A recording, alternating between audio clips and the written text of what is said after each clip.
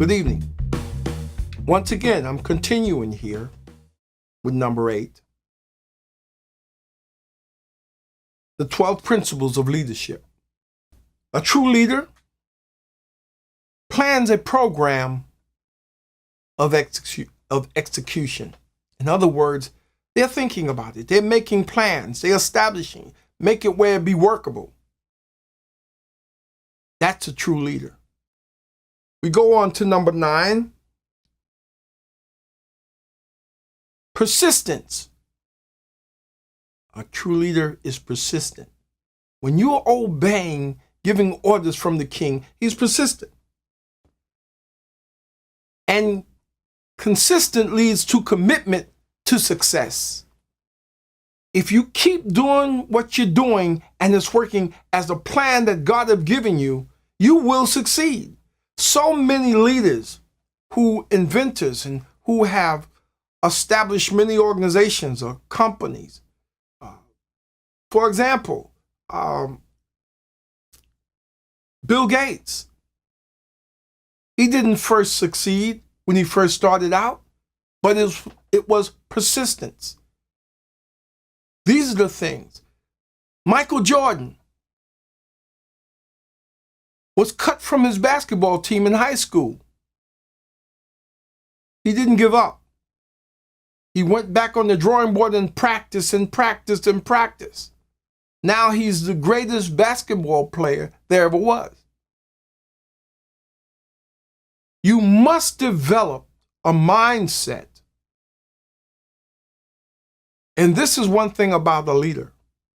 You develop a mindset that will take you to your destination. A mindset is very important. You can't allow other elements to interfere with your goal or your purpose. Leaders don't do that. True leaders stay focused on where they're going and where they're headed. They're already in their minds, have already foresaw, they see themselves at that destination. The process is getting there. And it's going to be a lot of ups and downs in your life to get there, but you stay close and embrace the principles and laws, because keep in mind, the principles and laws that God have laid out is for our success, for our accomplishment, for us to make us better human beings, better people.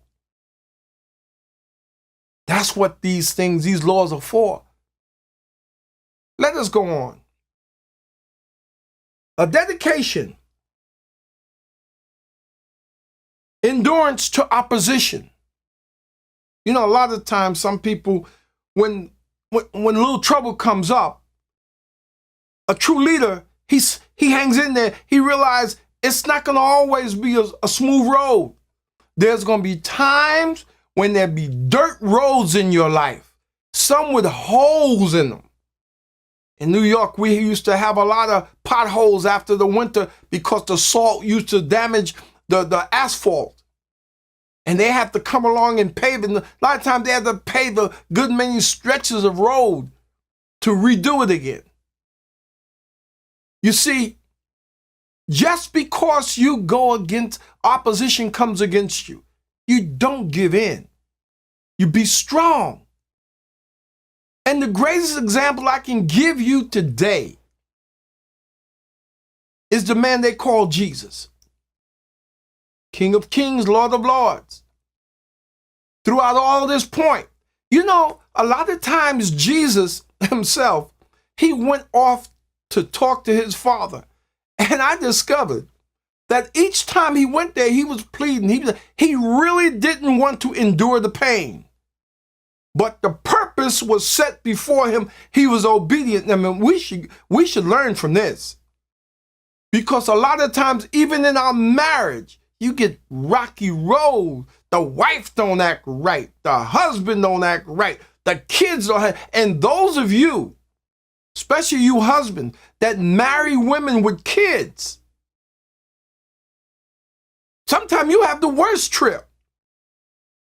But keep in mind that in life, you're going to be challenged and take these things, these challenges, these ups and downs, these lumps and bumps, and take them as educational tools that you will grow. I have a saying, when the going get tough, many people say the tough get going. No, I say when the going gets tough, then you get tougher. You go through. That's the bottom line. Keep in mind, we're only on this earth for a temporary period of time. So leaders, lead your people. Start with your home life. Lead your wife and your children. Lead them. Cultivate them. Don't boss them. Lead them. You need to get a clue, brothers. Because no one really likes to be bossed. A lot of times my wife says things in regard to her place of employment, her boss. I tell you, no boss. They're either manager or supervisor. I'm a husband and I don't boss her. We talk, we communicate. She follows my example. She gives me instructions that I can improve on my life and vice versa. All of these are principles and attributes of a leader. You lead by example. Let's go on now. A leader, a true leader, is willing to suffer for his cause. I love this saying by Dr. King. If a man hasn't found nothing to live for,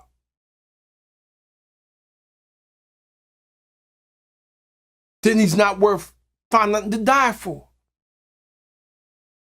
If you haven't found anything